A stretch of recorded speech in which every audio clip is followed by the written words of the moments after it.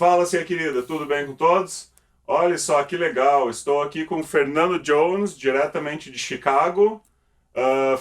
Acabamos de fazer um som aqui, gravamos uma canção do próprio Fernando Jones. E agora eu pedi a gentileza para que ele conversasse um pouco com nós e, enfim, ele vai falar algumas coisas que vamos conversar, fazer algumas perguntas e acho que vai ser muito interessante para todo mundo. Well, Fernando Jones, so welcome here. Thank you so much for your time. Thank you, man. Playing for us and sharing all your songs, all your music. I'm very glad you spend that time with us. And would you like to? Yeah, well, hey, I'm glad to be here. You were the first person that I had an opportunity to be welcomed to Nice. My pleasure. Brazil by. So just want the world to know that Mr. Mendez, Dr. Mendez, is responsible for making me have a happy journey. Então eu falei, né, que tive a felicidade de ser o primeiro a receber aqui o Fernando em São Paulo e desde o primeiro dia a gente já fez um som juntos, já tocamos juntos e eu não pude esperar para convidar ele, né, nessa oportunidade de vir aqui na InSound produtora para a gente tocar um som e produzir alguma coisa. And I think anything we do with music is create memories, so we are creating a great memory together here. Yeah. You know, well, it's important to be documented, you know, to be filmed, to be audio recorded when you go places, because if you're not documented, did it really happen or did it really exist? And we live in a time now where everything is in real time, where, you know, people want to see it right now and to really help make the world a better place and a smaller place. I think that's what's cool about that, you know. Yeah, nice. I think we can start exactly in this point of all the technologies that we have right now about recording, sharing stuff, sharing everything we produce is to share. I think Instagram and Facebook created another meaning to the word share. Actually. Yes. Yeah. And I think for us, musicians, artists in general, I think we are directly impacted with these new technologies. How do you see the new technologies for young musicians? I don't know, it's a general question, but... Yeah, well, I see, I think technology for this generation, I think it is so much that they have access to. And I guess I could even be a little jealous because I didn't have it when I was coming up. But now you can write a song and you can write it right now and put it up in 2 minutes on a social media platform. And I think that's cool because I think that music is really meant to be shared. And once again, I think that it makes the world smaller and it also helps bridge the gap between different bodies of water. You know, for example, if you write a tune here today and you record it, you send it to me, and back in Chicago, I can play on it and I can send it back to you, and then we can send it to somebody in South Africa or whatever, Ireland. And it's like, wow, how did you get people from, you know, at least 3 different continents? So it would have been you here in South America, me in North America, someone in Africa, and someone in Europe. It's like, wow, how could you do that? And it could all be done within an hour. Yeah. Finished product, you know, so. Yeah, exactly. Yeah, it's a great point because exactly as you said, you can write a song in 2 minutes and immediately upload on YouTube, so 7-8 billion people has access to your songs. Yeah, right away, you know. It put people together, destroy the bondainers. Yeah. But the thing is, I hope that it never replaces the desire to increase one's skill. You know, if you're a piano player, whether you're playing by ear, still continue to try to learn or to try to get some input from someone, you know, because now you can just do everything in your bedroom and you don't need a human being. But I think you really do need that human being to evaluate whether it's favorable or not to you, you know. Yeah. So. Yeah. Yeah, because we have to think about exactly as your point. We can do everything just by ourselves, alone in the bedroom with a single computer. You don't have to spend a lot of money buying a huge computer. Just your laptop, you can do a lot of things to produce a whole album. But still, you need people. You need to contact, and it's kind of hard to balance the perspective of being alone and working alone, and the need for and need another people together. Anyway. It's hard to balance the two sides of technology. Yeah. And sometimes it's too much, and it's like a motorcycle. People might use too much and drive off a cliff with it, you know. But it's a good time to be alive. Yeah, it is. Talk about that you said before that you are jealous about this generation. No, I say you could be technology. jealous because they have in a good way, you know. They have, but I guess I could take it back a little bit. So maybe not so jealous because I use the technology that they use as well. But it is. You know, it's. But then, if I admit that, then it seems like I'm getting old. So, so I'm one of the young folks too. So, sure. All right. And what's the difference between now and the time you start to play? How do you start to play? How do you learn the first chord, first note, melodies? Well, that's a good question. I have a brother. I have three brothers. One of my brothers is 8 years older than me. When I was 4 years old, he was 12. Those are my early memories. And I wanted to be around him and to be with him. And he was fascinating to me, just as little brothers looking up to big brothers. Almost everything they do looks cool. And I was transfixed by sound. The shape of a guitar, shape of a woman, you know, and it was magical because that was in 1968. And in America, it was still kind of like a civil rights movement going on. There was a black awareness movement going on, being black and being proud and, you know, making a stake back in music from rock and roll back to like soul music or what would become funk music. And there were bands on every block, you know. So once again, there was no YouTube, there was no internet. So people made their own adventures in the neighborhood. So, you know, some were athletes, basketball or baseball. Well, back then, the most popular sport for black kids would be football first, then baseball, you know, then later basketball. Some people were in gangs or had little clubs that they would be involved in, and some were musicians. So if you were a kid, you kind of fell into one of those three pieces. And luckily for me, my brother and my brothers, they were into the music piece.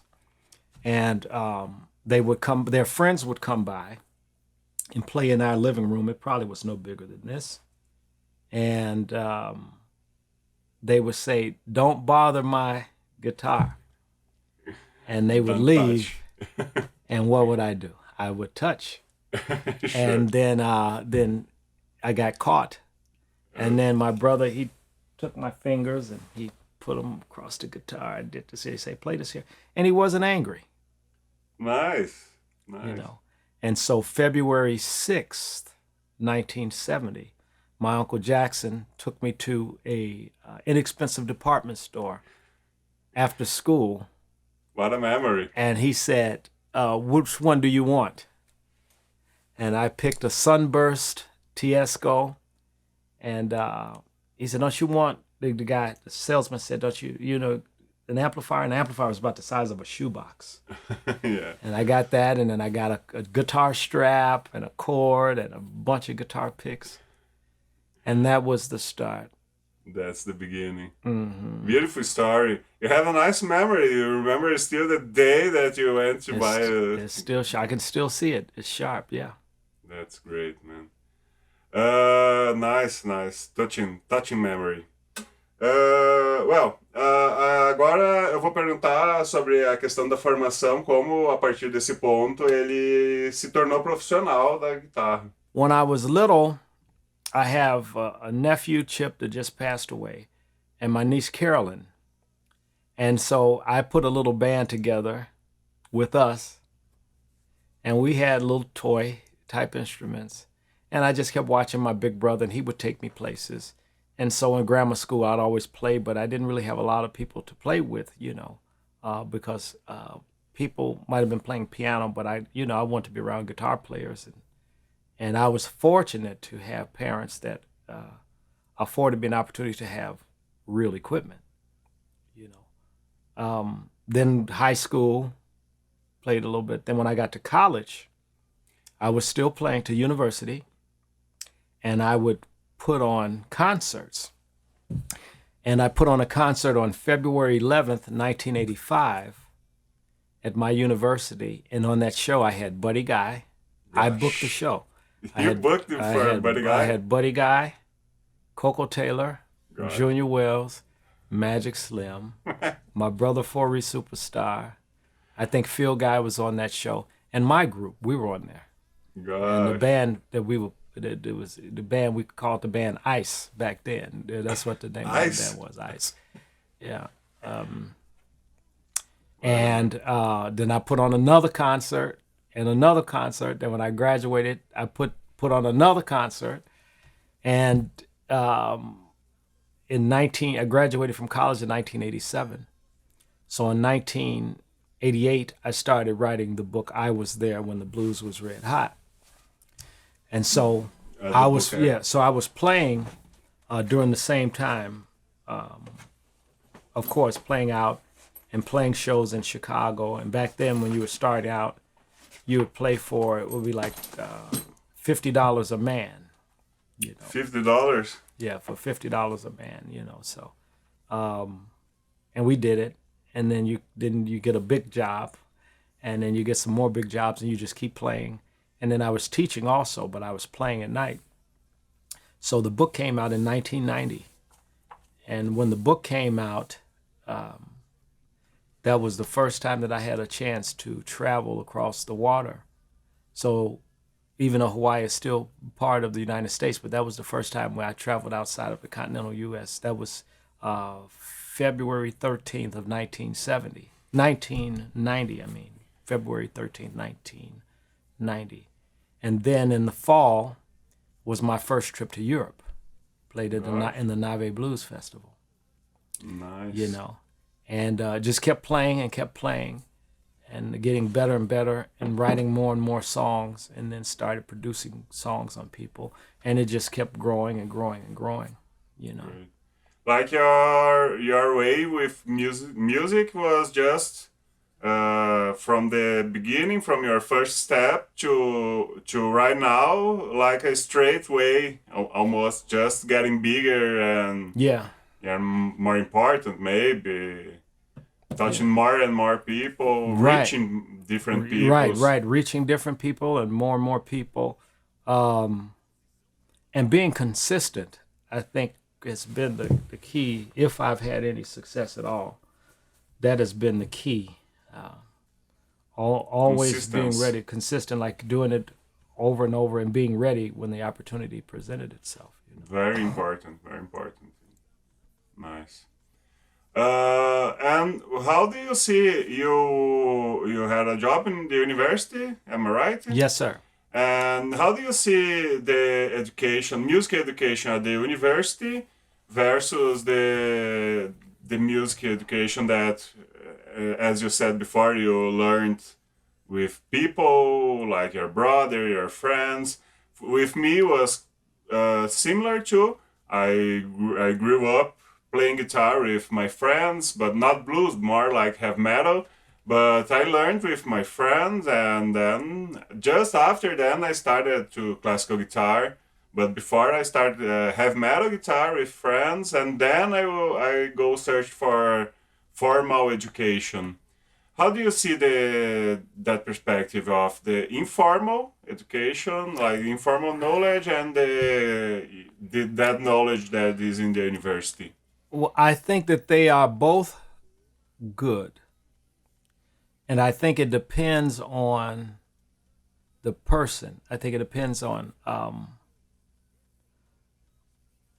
for me, being in academia, I get a chance to see the different options in a controlled environment that kids have, students have, that they wouldn't have. And I think the advantage to that is that you have different professoric types who have areas of expertise in different areas where they can say, hey, look, I want you to learn to sing this song this way and learn the reason for singing it, so that when you do sing it, you can not only know the words, but you can present the emotion. You have history behind why it was written and who wrote it and who else recorded it. On the other hand, I think for my personality, learning by ear was ideal for me because I'm I guess could be distracted or something has to hold my attention. And I think as a teacher, I can teach it with no problem. But as a student, I have to be tinkering and learning by mistake. And sometimes as guitar players particularly, part of it may be ego, a part of it may be fear. It's like, I don't want to learn how to read sheet music because it will keep me from doing this here. When in actuality, it will open up more doors to you and open up more avenues to you. And then the flip side, you got some people that can only read music and they can technically play, but they can't groove. Yeah. They can't play. So I think a student who has a little bit of both, I think would be an ideal candidate to make some really big waves, But of course, you got success stories in both ways, I wish that I knew, I could read tab, but I wish at times that I knew how to read sheet music because that would be a whole nother avenue that you can do. There are jobs that you can get by reading sheet music, like you can to plays and to orchestra and stuff like that. And but probably 98% of the work that I get and have generated is through the ear and being able to present and being able to read the crowd. So in one way, me not having that skill, it caused me to develop a memory and to develop an ear to be able to know how to jump in, with any of those 12 notes. So that's nice. Okay. Well, just a few more questions. You told me about the ideological sense of learning blues. So back then on your youth time, how do you see that perspective right now, since that the urgency of rethink about people, gender, and races and identities are so in the topics right now? Do you think music is still important to that perspective for Yes, people? I think music is that is a good question. I've never been asked that question before, but music is always good to address social change or racial issues, just like Curtis Mayfield did in the 60s and early 70s, writing songs about change and peace and stuff like that, as Bob Marley did in the 70s, giving a window to the world to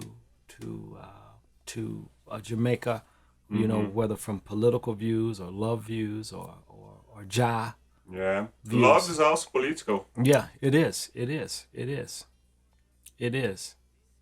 Nice, man. Very good answer. And I think one last question.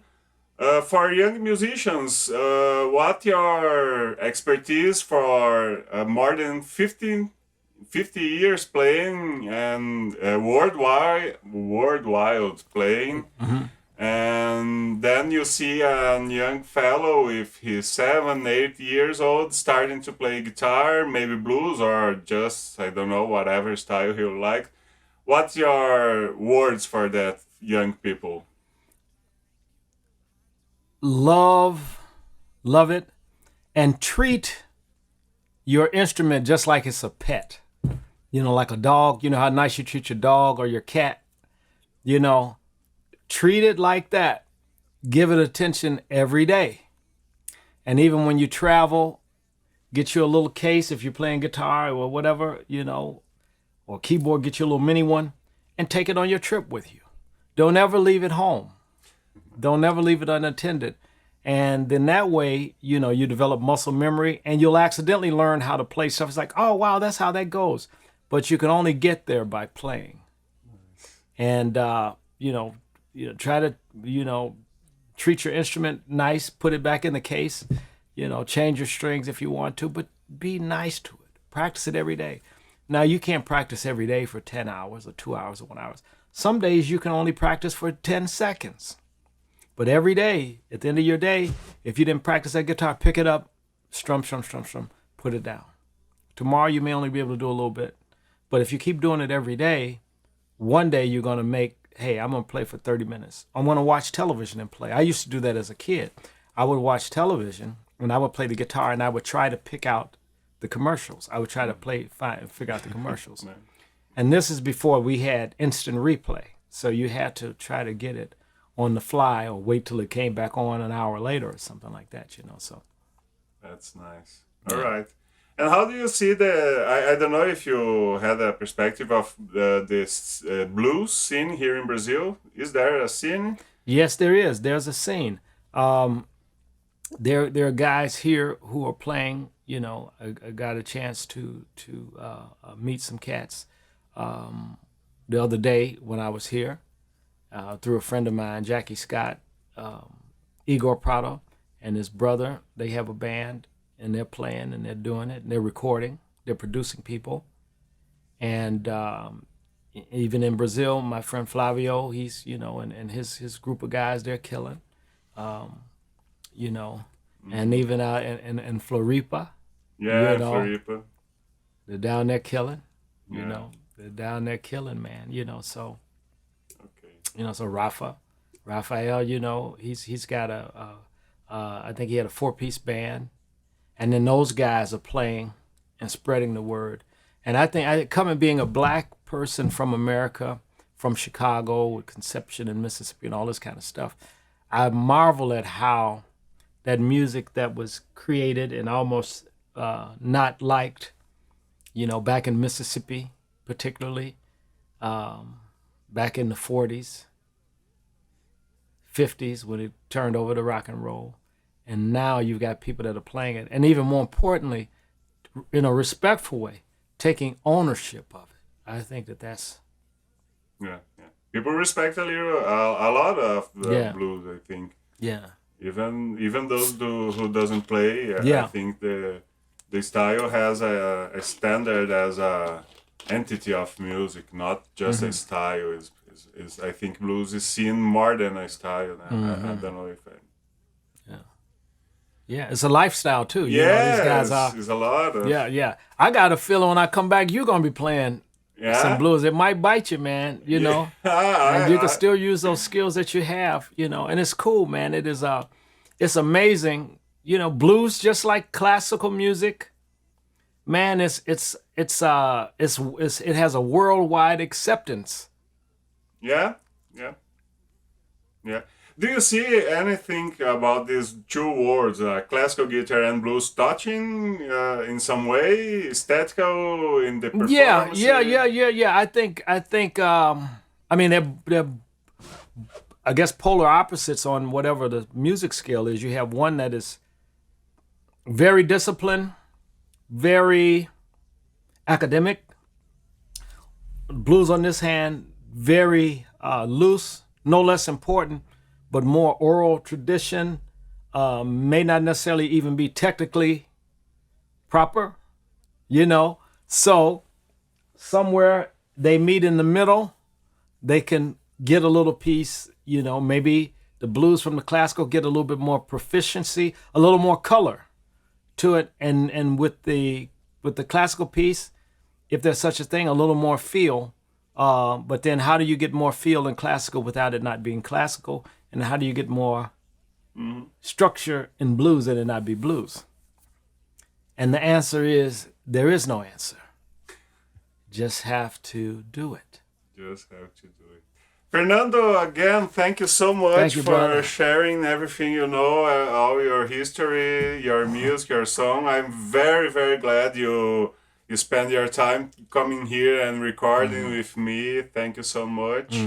Okay. Muito obrigado ao Fernando aí por disponibilizar esse tempo todo, essa generosidade, compartilhando aí seu conhecimento. Agradecer I'm on a video here. in sound production too, for receiving us here in sound, então recebendo a gente aqui. Fernando Jones taking a record of our recording.